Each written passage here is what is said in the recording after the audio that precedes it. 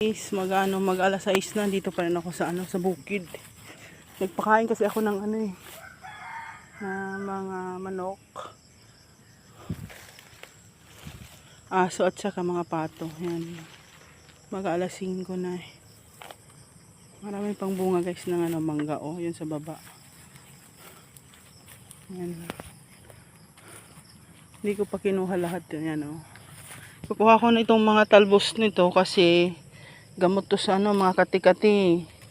Nangati yung kasama ko ng siguro kung sa mga Bisaya pa dapaw sa palayan, dapaw sa palayan.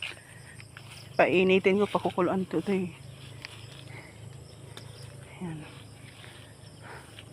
Hindi kasi kasanay. Kaya yun. Yan. Ayun, hang doon pa sa dulo yung lalakarin ko guys.